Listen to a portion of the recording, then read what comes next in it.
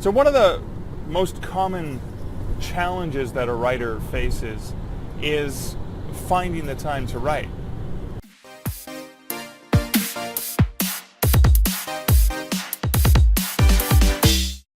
I would argue that finding the time to write is very, very difficult. You need to make the time to write. But I've found that scheduling my time is critically important. So one of the things that's going on right now is I have a nonfiction book that's due in a few weeks. I'm co-authoring that with my friend Shayna. I have to read and select stories for an anthology that I'm editing. But it's not just one anthology. I'm reading 1.2 million words for 6 anthologies. Now I'm critiquing 5 of them. Other editors are buying for those ones, but I am critiquing and buying for one. I have a fiction book that is due with my editor in a few months that I have to finish. Got about 30,000 more words to do on that. And I have a few short stories that have been requested for me to submit. So those are the things that I have on the go. Here's how I break down my day. Now, what I'll usually do, because I'm most creative in the early morning hours, is I'll try to get up, if I can, around 5 a.m. And that is when I tend to be the most creative. So I'll want to work mostly on fiction projects at that time in the morning. I don't know if it has anything to do with the brain just coming out of sleep, and maybe I've been, communing with my muse in dreams. I'm not sure what it is, but I tend to be most creative and in a really good way, really, really productive in the morning. I also haven't had as many distractions.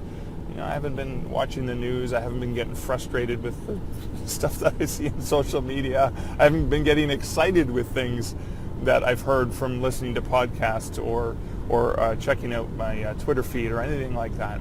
So that's the most creative time. I tend to reserve some time in the late morning and in the early afternoon for some of the consulting work that I do. That works out really, really well because that uses obviously a different part of my brain. Yes, creativity, but also you have to be communicate and stuff like that. And then in the afternoon, I'll also reserve that time for some of the nonfiction writing that I have to do. Now, the reading that I have to do for nonfiction, I can slip in at almost any time, which kind of works out really, really, really well. So I'm constantly reading throughout the day. Maybe picking my son up from school, I'm sitting there in the parking lot, so I'm reading there.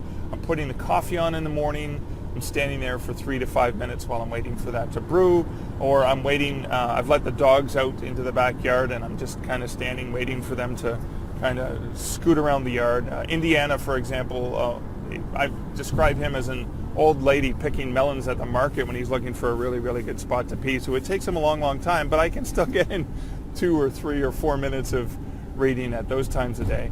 And the other thing I think that's important is, so you're scheduling those blocks of time, but then there's also blocks of time like right now, where I've had to run an errand and I've been in the car for almost 2 hours now on the highway.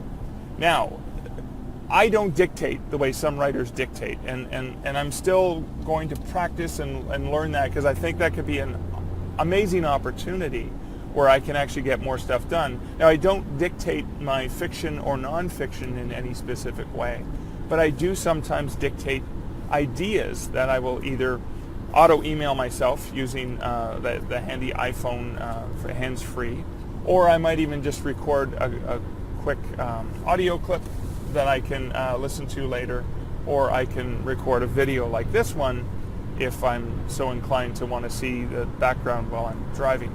But in any case, this particular video is something I'll probably end up using on my YouTube channel for tips and tricks for writers, just one of those handy little things that people can look up on how to make time for your writing. So again, what I'm trying to do is I'm trying to optimize as much time as possible. So the question I ask for you is, when and how and where are you making time for writing? When and how are you going to schedule that and stick to that schedule? Because if you don't make the time to write, it's probably not going to happen. Thanks so much for watching. This is Mark Leslie Lefebvre, and happy writing to you.